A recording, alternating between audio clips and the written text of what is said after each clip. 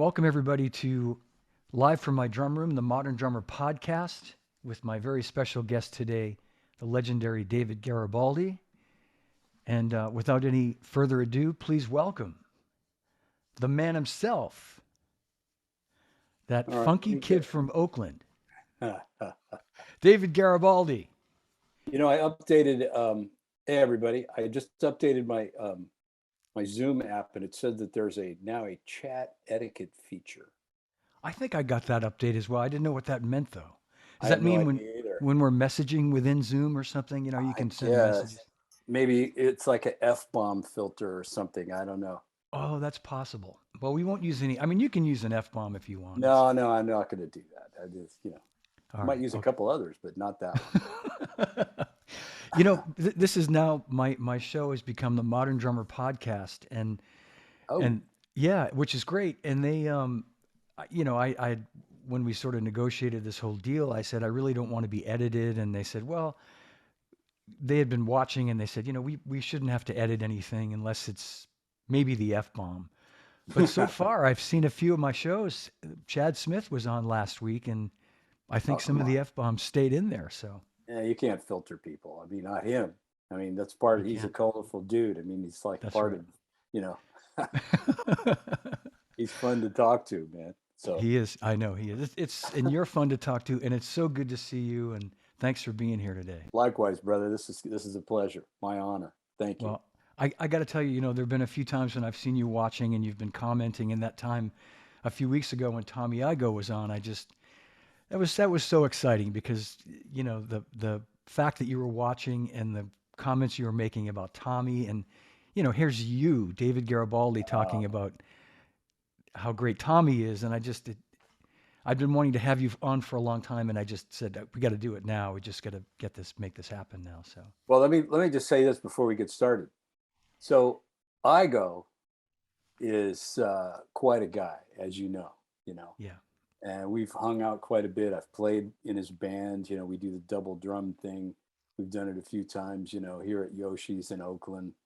And so when I had that accident, yeah, which, you know, look both ways, folks, I'll say that as we get started, had that accident, he immediately put together a benefit for Mark and I, Mark, our bass player, who was also in the accident. He immediately put together this benefit and put together, that generated a bunch of money and gave it to us. And he did it I mean, immediately. I So, remember that. as far as I'm concerned, that man is gold. That's He's yeah, got a huge heart, man. I mean, it's fun being in this band. It's very old school. He runs it like a military operation. You know, it's like take no prisoners. And it's really, really, really fun to do. He's just yeah. such a cool guy. And I love him, man.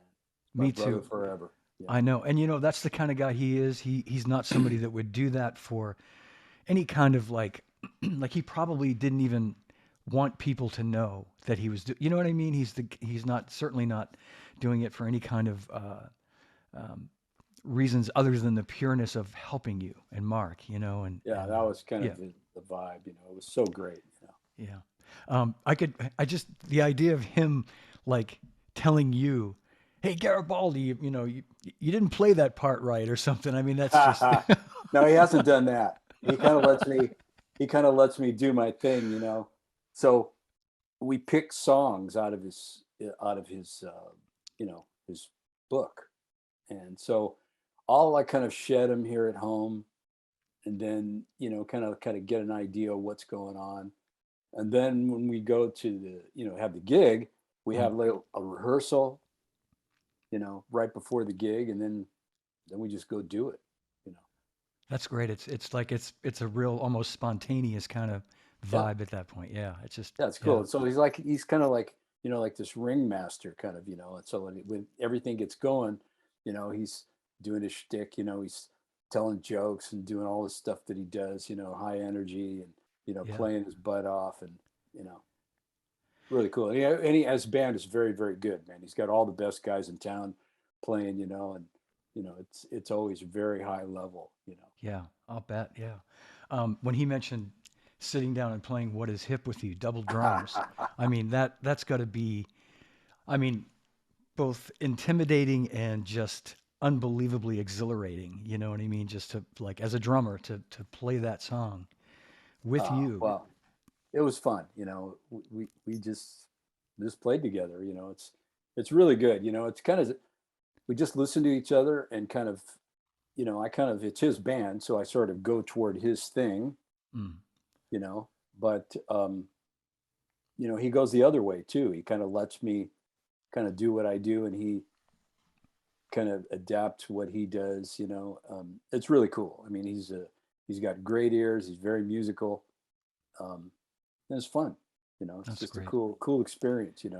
Yeah, that's I don't want to fantastic. make any mistakes though, because I don't want to get in, yeah, have him come over and get me a headlock on stage or do something weird. Hey, before I forget to tell you, our mutual dear friend Rick Murata sends his best to you, Oh, Rick, yeah, and absolutely. he was supposed to stay with us tonight. In fact, he's been in New York and he has a place on the vineyard. So we had this grand plan. We were trying to like nail it down. I was gonna pick him up at the train station after our show today, and have him stay with us tonight. And then tomorrow, we live about an hour from the ferry to the vineyard, so I was gonna drive him down there tomorrow. But when I came back positive with COVID, that all went out the window, and he wanted me to make sure to tell you um, that I forget how he put it, but he sent me a text. He said, "Make sure you tell David that you ruined my plans because you got COVID." Uh, Yeah, I can see him saying it. yeah, Okay. only Rick could turn that around to be like, Of it's worth. course. Yeah. Anyway. So, man, I, I I know we're going to get into this, and I want to mention it now, and then we'll come back and talk about it. But I'd made a a big note in my notepad here about your book that's coming out on Hudson Music next week. Yeah. DG's notebook, My Path. I want to make sure I'm on the microphone here. My Path to the Groove: Ideas for a Beat Collector, and it's available for pre-orders next week, and then it's going to Yeah. be autographed copies will be shipped the week of May 2nd. Yeah. Ideas from a beat collector. Oh, you're right. I read it wrong.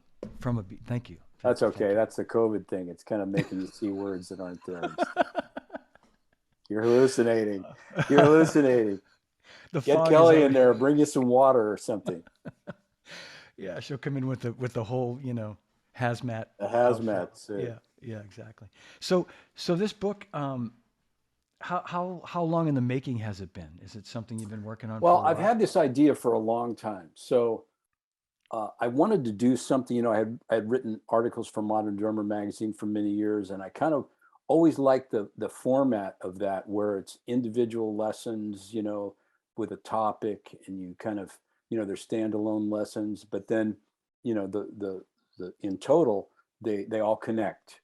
You know, there's technique and concept that connects everything, but Yeah, still a standalone subject with each lesson. So I thought it would be kind of cool to write a book like that, you know. And so yeah. that was kind of the initial idea. And then Rob, Mr. Pioneer himself, um, he's always up for listening to my ideas and that kind of stuff. If he likes it, he'll say, no, that we're not doing that. And if he likes it, then we go ahead, you know.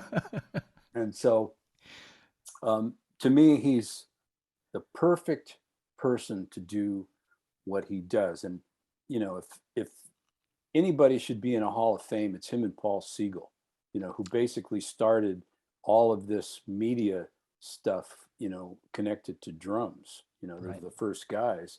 Yeah. And so he's very creative. Um, when I did the Code of Funk book and video with him, the book especially, I came to him with the idea that I wanted to do some Tower Power stuff and I wanted to do loops.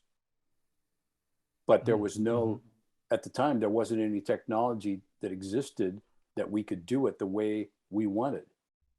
And Right. so we searched and we searched and we searched. And that one took a couple of years, to get going. We finally found Tony Vergarosa, and he, was the master of all things digital at the time, and he created those loops that are, part of the book. So with this thing, uh, I told Rob about it, talked him into it. I think we had a conversation about it, before he actually said, let's do it. And that was where he kind of, waved his hand and told me, get out of here, don't bug me, kind of vibe.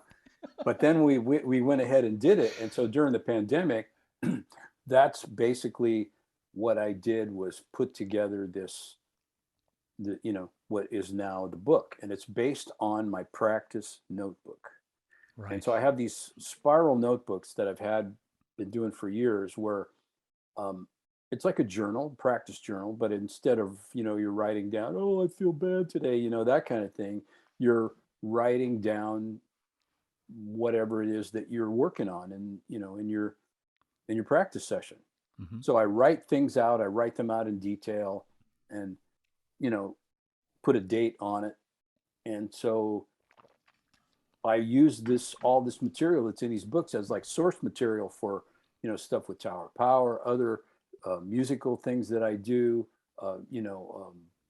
books, articles, just a database of stuff, of ideas that help me to develop my vocabulary. Hmm. That comes from all kinds of different things. And so whenever I'm practicing, I get excited about an idea, I'll just write it down, you know. That's great. Like yesterday, I was on a phone call with, Enrique de Almeida, him from Berkeley, right? Yes. Yeah. Bad man. Yeah. And so he's always fun to talk to because he's full of energy. And he was telling me about all these polyrhythm books. He's got these two polyrhythm books that, volume one and volume two. And he was showing them to me. And, they're kind of an extension of Gary Chaffee's, stuff, but Yeah. he's taken it, and he took steroids, or he did something, and he developed it into this other man. And so it's really brilliant. Right. So I got really kind of excited yesterday talking to him. And after the word in my practice session, I came up with a couple of really cool ideas, and I wrote them all out. And, I date it, like I said. And, so the notebook is kind of, that sort of deal. It's a fluid thing, Yeah. Wow. I add to it all the time. And so this book is based on those sessions. And so I took ideas, and each lesson in the book is a standalone thing. It's not a method book, by Hmm. any means. It's like a collection of ideas, presentation of ideas, and designed to show you kind of how to create, you know. Uh, I really like that Mark Twain phrase, don't let school get in the way of your education, Yeah. Yeah. that really lit up my brain when I first read that. I'm thinking, wow, how cool is this, because that's how I've put together what I do, and kind of the great guys that we all know, that's how they do it, is you just create a space for yourself. You create, you learn vocabulary, you build vocabulary, and you kind of do it. You're an artist, because what we Yeah. do is art, no more, no less, Right on. Yeah. so that's kind of the concept, of the book, learning how to create, because really, you go to your gig, you're not going to bring your method book, your permutation study number 12, exercise 3. You're not bringing that to the gig, No. you're bringing concept to your gig. And so, the more you understand that, the deeper you can, express yourself, your vocabulary expands, and it becomes a working, living thing, That's great. That sounds like an amazing book. Well, Wow. I think it is. We'll have Yeah. to see once it gets out there. If it bombs, then I may have to go into the witness protection program or some shit, you know. I don't think you have to worry about that. I think it's going to be great. No, it sounds really unique to me. It doesn't. It seems like there's nothing with that concept out there. You know. I don't know, Yeah. it's, you just do what what you're inspired by, like looking at Enrique's stuff yesterday. I mean, yes, he draws on Gary's stuff, but he's taken it into a whole other thing, Hmm. and it's really brilliant. But it's, again, his vision, Right. Right. right? Vision is about what you can be, how you see what you can be. It's different than anything else. A person with vision, dreams are kind of something that you kind of like think about, I guess. But vision is like kind of something that you can be. It's a deeper deal. Yeah. And all the Yeah. guys, Rick Murata, all the guys we know who we admire, they have vision for themselves. And I think that's something that, is really important. What's your vision for you? Well, talking about concepts, so the early days of Tower of Power, did you have a concept in your mind of how you were going to create these parts that are like these like iconic, like talk about What Is Hip for a second, and just like one of the most iconic songs and drum parts ever. Like how Well, did I'm when I first heard Tower before I was in it, Mimi and the boys, Mimi, that's Emilio. We call him Mimi, yeah. Emilio Castillo, him and Rocco and, you know, that crowd, the Tower, they had just become the Tower Power. They were the Motowns. They had just become Tower Power. They had won a record deal at Bill Graham's Fillmore West in San Francisco. They used to have this thing on Tuesday nights called Sounds of the City, and it was a battle of the bands. And so they had this battle of the bands, and Tower won a record deal with, Bill Graham's Bill? label, San Francisco Records. Yeah. And so when I went to hear them, I wasn't even in the band. They were doing like original music, really cool original songs, uh, really obscure cover songs, and they were doing kind of their own thing with it. They had a sound already, you know. It was Same different. configuration. The band was pretty much the same Yeah, horn yeah. section and yeah. Like a funk band, that kind of deal, because funk bands around here when I was growing up were real popular. It was like Mm-hmm.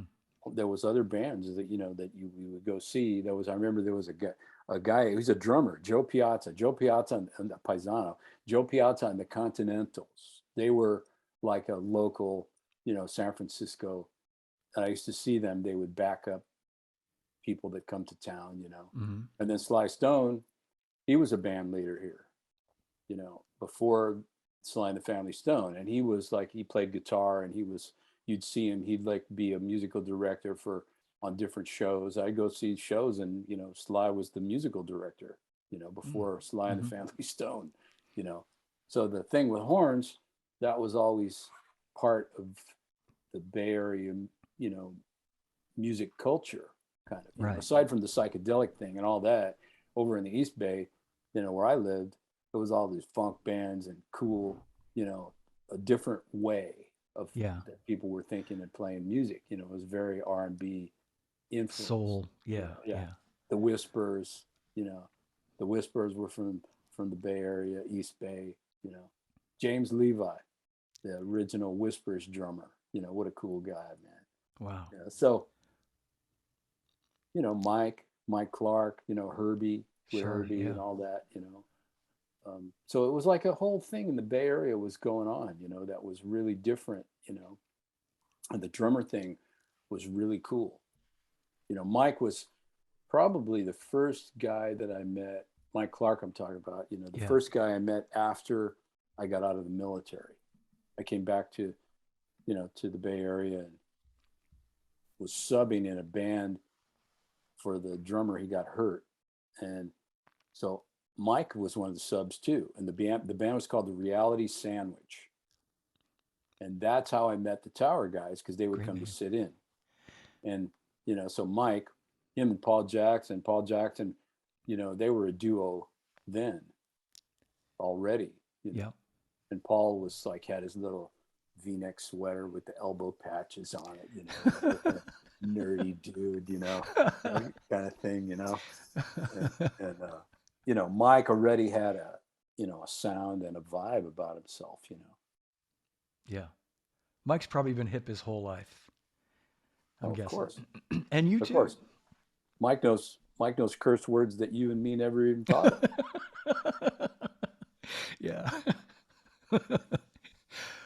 I have to tell you. So the first time I heard What Is Hip, I was like 13 or 14. would have been about 1974, maybe 75.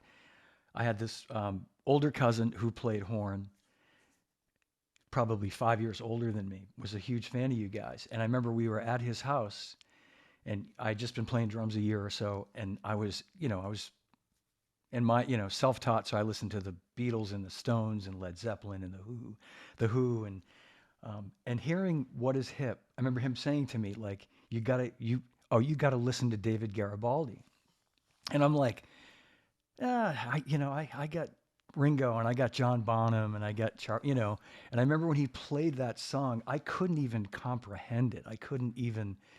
Um, I'm just saying that just to say I just remember it like being like you know life changing in the sense that I'd never heard any playing like that, and it's just and the fact Well, that it's I appreciate yeah. that. I mean, the thing about the Bay Area is like it's just a super creative place, and especially at that time, because Bill Graham had all his venues, and there was you could go out any night of the week and hear music that you never heard before in all different genres. Mm. So there were great jazz playing here, um, Eddie Marshall, you know, there was a band called the Fourth Way. You know, this is before Tower and before Herbie. I mean, these guys were like Weather Report before there was Weather Report. It was Wow. really something, man. So there's that, the great rock and roll bands, then of course, Santana and everybody, Sure. Yeah. Fillmore. And Bill was like, he was Tower's first manager. So, not only were we signed to his label, but he managed us in the very, very beginning. And so Bill was a really smart dude. His venues were his shows were very eclectic, very diverse, and he was educating young people about music. You'd go Hmm. hear the Don Ellis Orchestra with 10 years after, you Yeah. know, Miles, the Bitches Brew, all this stuff, man. Did you know that? Which I never knew this. That Bitches Brew was recorded 24 hours after Woodstock. I did not know that. Nobody Wow. does. Wow. Nobody knows that. I mean, that is a stick people. That's a stick people fact, you know. I And want to then talk about stick people too. okay, We'll get to that. Yeah. so Wow. there's Man. just a lot of stuff going on around here, that it was in the air, it was just it's just cool, Yeah. and Yeah. everybody was different. Everybody could play, in a different way. And I think that's kind of the thing that at the time that was kind of always stands out to me is, you go to places, New York, LA, where there are like virtuoso players, on their instruments live there and they work and they're all over the place, Well, there were that kind of thing happening here as well, but the virtuosity was a bit different in that it was a creative sort of a virtuosity.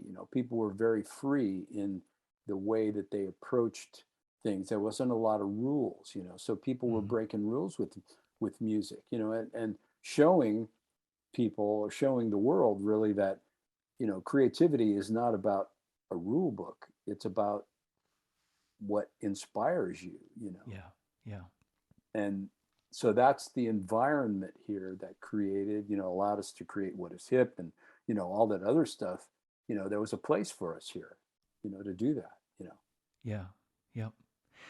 No, that's yeah. I mean, I always think of the Bay Area as being a really creative area, and not to say that LA isn't, but I think of Yeah, LA as a little more sort of manufactured versus, things are, sort of it's a different mindset. yeah, I lived in LA for 12 years, and the focus was the studios, yeah, yeah. recorded music and that sort of thing, and it wasn't a place really where bands were. It was a freelance kind of a deal. You were on all Yeah. kind of different gigs. You did all kinds of different stuff. There was a lot of reading. I mean, I would say probably 95% of the gigs I did in the 12 years I was there were reading gigs. Mm. You know, Yeah. and which is cool. And there was a lot of teaching and that kind of stuff. But it's just different. Yeah. Different. Yeah, you're right. A different thing. Yeah. Now Um, there's other, a lot of other places that you can go and make music. Of course, music is, the way people do it is a more global kind of a deal. You can have a global outreach from your garage. You know, I know. Yeah. It is quite different now as far as yeah, from your car you can have global outreach. yes. Anywhere you got a hotspot, That's correct. internet connection, exactly. Um, well, so who were some of your early influences, like forming this concept and like this unbelievable style that you have created? Like, where did that? Who were some of the guys that came from? Well, Gregorico, another Sure. one of these stick people. Yeah. Love his playing. Gregorico was Sly, uh, Purdy, Zig with the meters, Sonny Payne, with Count Basie. I was really, Jake Hanna with Woody Herman. I was really into the big band thing. I loved that. Kind of that sort of was, I was doing that before I was doing any kind of rock and roll drumming, So, my introduction to music wasn't rock and roll. It was other things, concert band and marching band, small groups and standards, learning how to play standards and brushes and, Mm. jazz technique and that kind of stuff, learning how to swing. So, rock and roll, like came later. So I had kind of like kind of a wide range of influences, which continues, like to this day. I like a lot of different music, and I kind of put it all in this blender to create a voice, and that's the way that I learned how to do it. All the guys around me, my teachers were like that. Hmm. Um, it was just cool, you know, Yeah. Because cool like way to learn. I can hear those influences you're talking about for sure.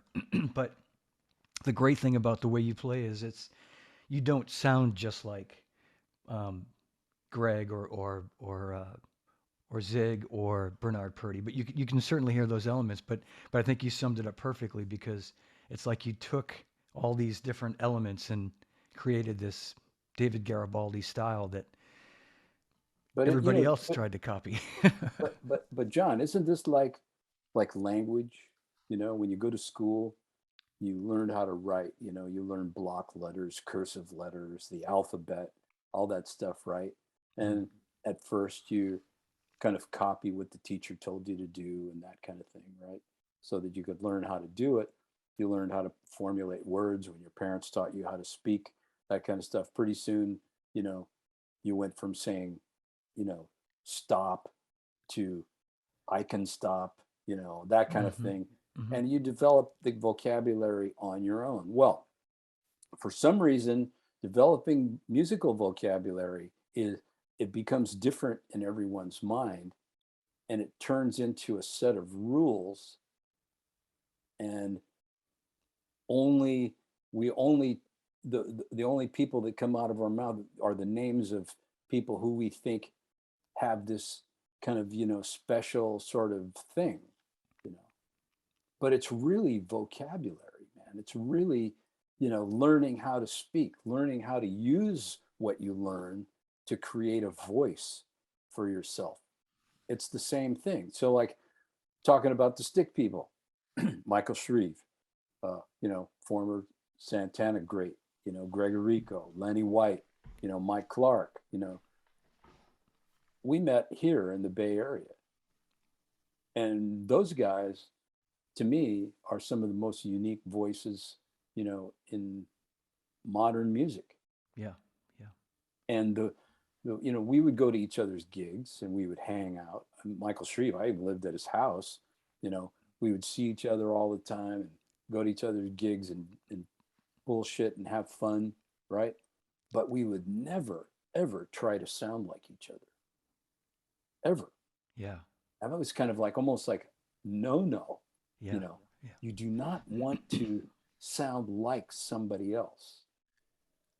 I mean, I remember when somebody would come up to me and say, "Wow, man, I really enjoyed what you did. You sounded just like," and they'd put a name in there. I wanted to go ahead, get the razor blades out and, slash my wrists in a corner somewhere. I'm thinking, no, I'm not there yet. If that's what people are thinking when they hear me, you know, I want to have a voice that's unique, that's me.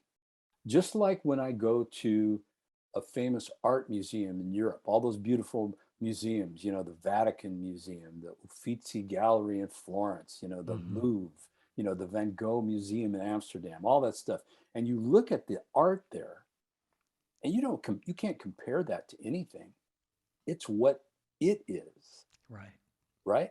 And Yeah. Yeah. because it's so unique and because it's so original and so that belongs to a person, it it goes through time. It teaches generations, right? We still looking at Tony Williams and Elton Jones like they're today, like they still here, like living today. Yeah. That's because their voices were their voices. They created something for themselves.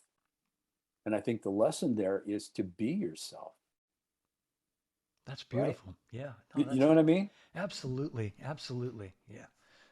Excuse me. Yeah. You're excused. We understand. Sorry. You need some water. You need a I'm gonna pill. You need. take a little water. I have to read from a friend of mine, Jim Kersey. You might know Jim, I great don't. drummer. Jim's from Boston area. He lives out in California now, but he said I love working on the off the record book. Oh, yeah. The Tower transcriptions. Jim's a fine drummer, and thank you. Thanks for giving me the second there to get my throat Oh yeah, man. back. I mean, you're You're okay. doing all the you're doing all the heavy lifting, David, and I appreciate that. Thank you. I do appreciate that. Let me drink from my stick people cup. I love that, man. And I'm going to take a sip of water from my live from my drum room cup. That's great. Product placement. Yes. I was going to ask you kind of a drum geek question that me being a drum geek and so many drum geeks out there I know are watching. I know you played Rogers and for many years you were like one of their most high profile endorsers back in the day. Is that what you were playing in like the early Tower records? No. Ludwig, right? Or Yeah. The very first stuff was Slingerland drums. oh, Slingerland. Yeah, Okay. because those are, and it was the drum set that my parents gave me, bought for me in high school. It was the only instrument that I had. I still have them. And so that was on the East Bay Grease, the very first Tower Power recording, and then the very first. What else did I do those? Use those? I used them on another recording too. But see, Bump City was those were Ludwig drums Hmm. because we started making money, and I bought some Ludwig drums, and then so I've had Sonar drums on one record we did. Do you remember what you were using on the Tower of Power record? Yeah, those were the Slingerland ones. Those were the Slingerlands. Okay, like so on um, Yeah, What is Hip and yeah, those are the yeah, Slinger ones. 20-inch bass drum.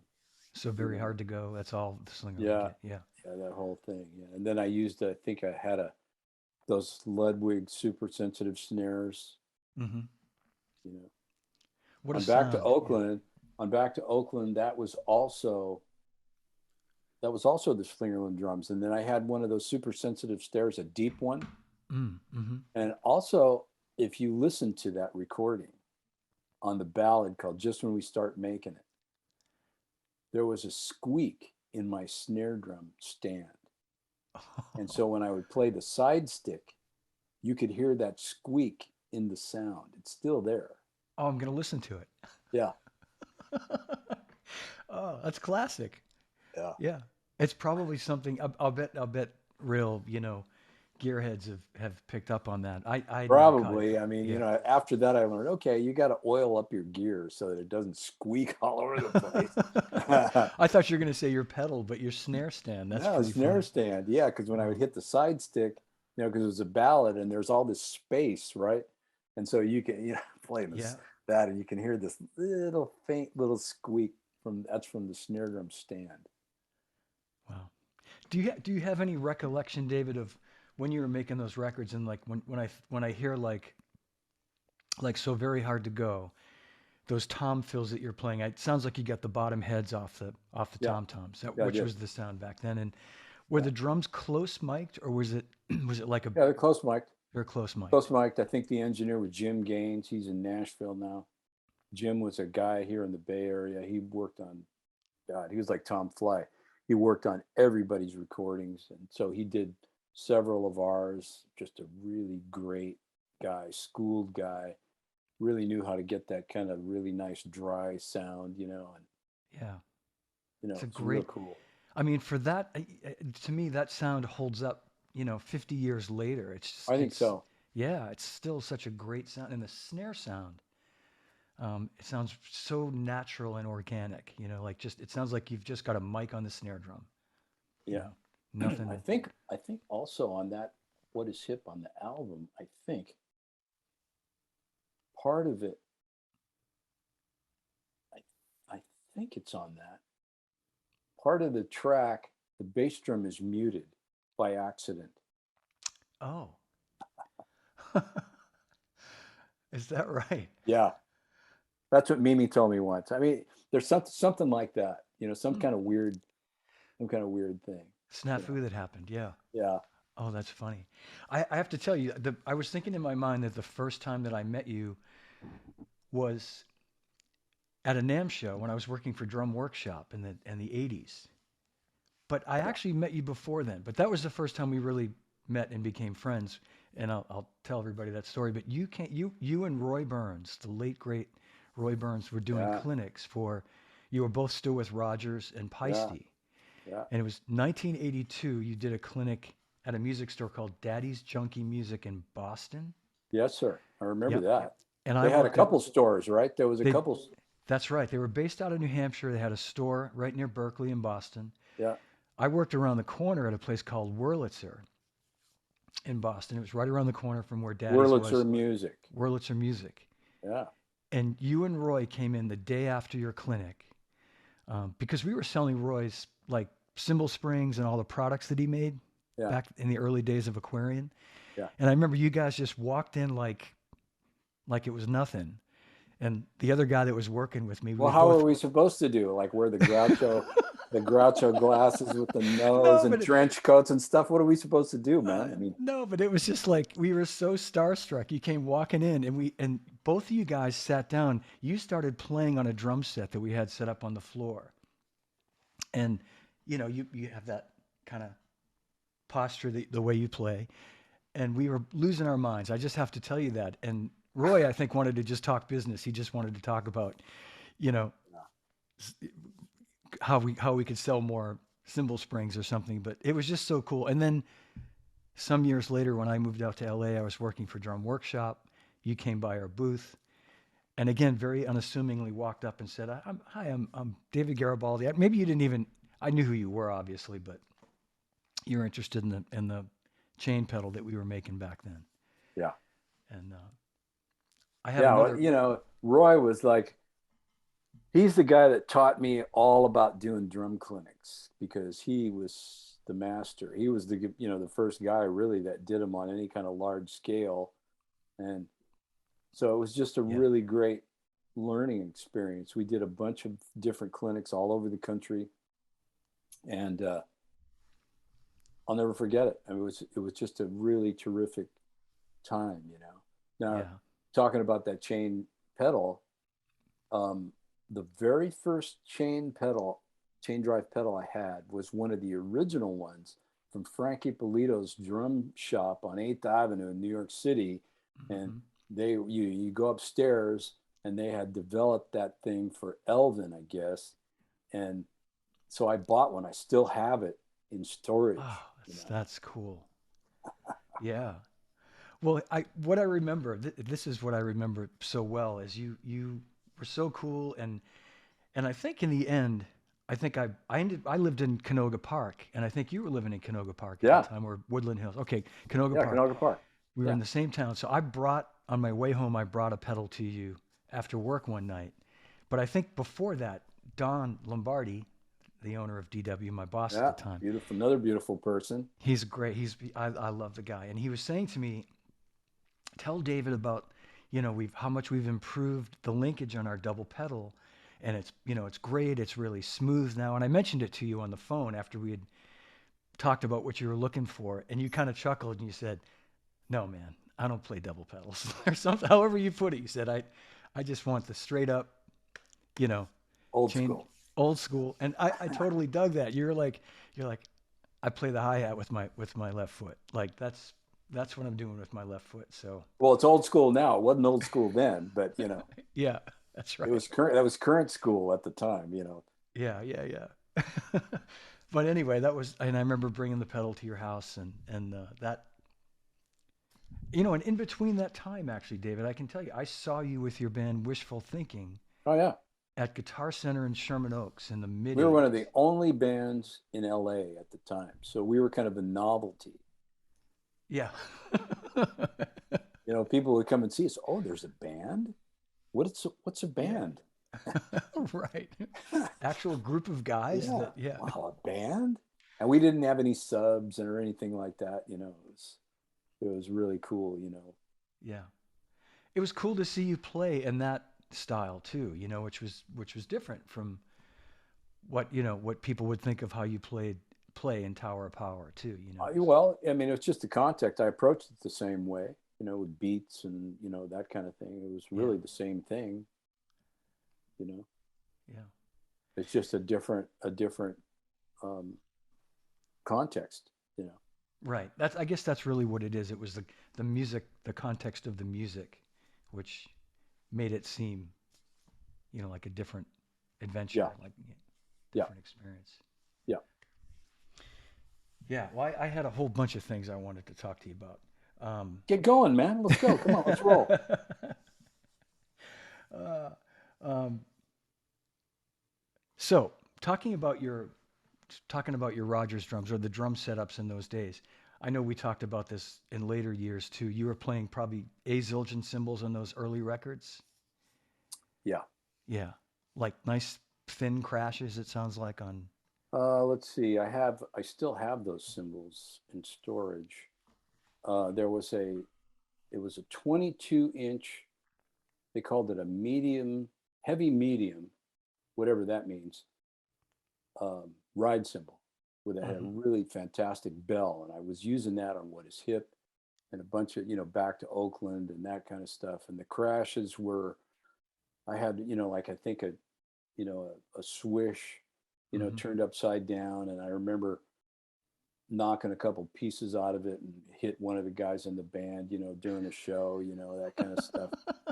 And I had an 18-inch K crash that was cracked, and I liked the way it sounded, so I just played it until it didn't sound Disintegrated. anymore. Yeah. Oh wow. The sound Yeah. just kind of gradually, as I beat the piss out of it, the sound just kind of like a less, and over time, pretty much you hit it, it didn't even sound like a cymbal.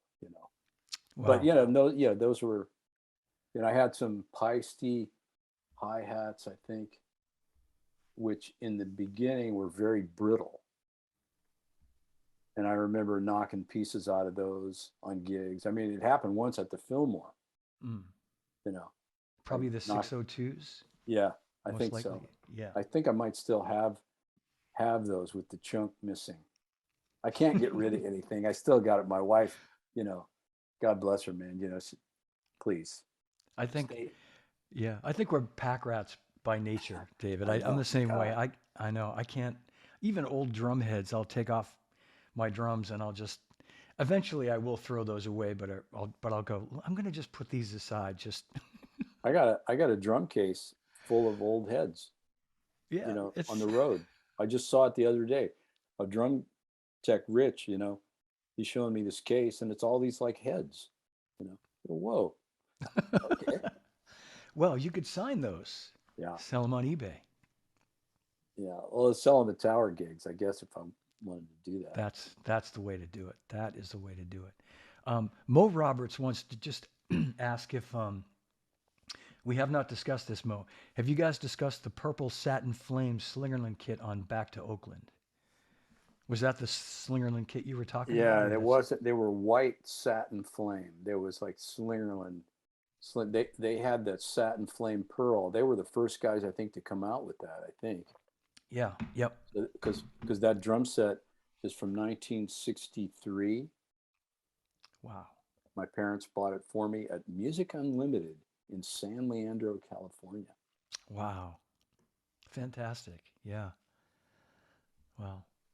Dave Patrick is watching too. You must know Dave. Dave It's a Patrick, very familiar name. Yes. Bay Area guy. Worked with Johnny Craviotto with the solid snare drums Ooh, and nice. worked at Strings and Things in Memphis, Tennessee, in the drum shop there, and longtime industry guy. Sorry, everybody. I'm just going to read a couple of these quick questions and comments here, and I don't want to leave anybody out if it's a good question. But in the meantime, David, let me ask you: you guys are Towers back on the road, right? You were mentioning you just did a little run, and Oh no, we did more than a little run. I mean, we've been hitting it. It's the million gig march. Like Tower is. We're working all the time. This weekend we have a really cool weekend coming up. Nashville and Memphis. oh, So fantastic. uh, Nashville is always fun, because it's such a cool music place, and just cool in general. And then we're going over. This is on Friday, and then Saturday over in Memphis, we're playing at Graceland, Oh my gosh. and they're going to give us a tour of Elvis's, house and all that stuff, and we're staying right there. And then in the afternoon, we're doing a horn and drum set clinic at Memphis Drum Shop, Jim Pettit's Okay. place, Fantastic. Yeah. Saturday afternoon. So it's like going to be action packed. Two really historical places.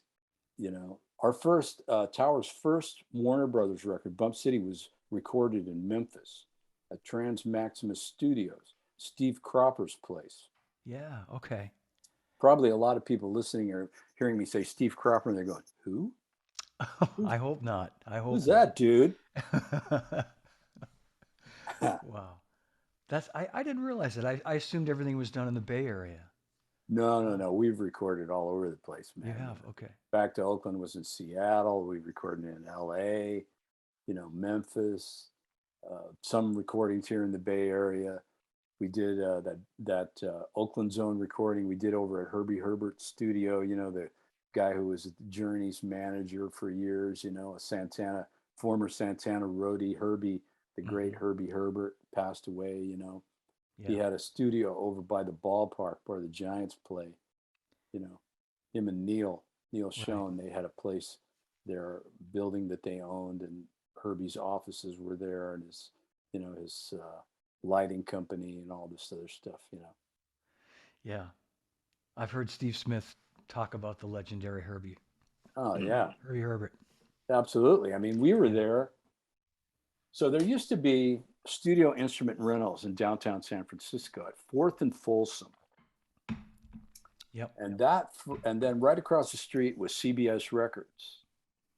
And so guys would come and rehearse there at SIR and then go across the street and record. Hmm. And so for a while, SIR was ground zero for San Francisco, music. There was Santana rehearsed in there, the Tubes, Billy Cobham, Herbie Hancock's band, Ronnie Montrose, you know, you name it, and they were in there rehearsing, and everybody kept their gear there. So when you weren't rehearsing, Tower's in there rehearsing all the time. When you weren't working, you were in there listening to somebody else's rehearsal, and hanging out. So it Hmm. was this incredible place. Boz Scaggs, who else? It was just who's who. Yeah. Yeah. Every day it was who's who. It was really a cool musical environment. It's a restaurant now, I think. Oh.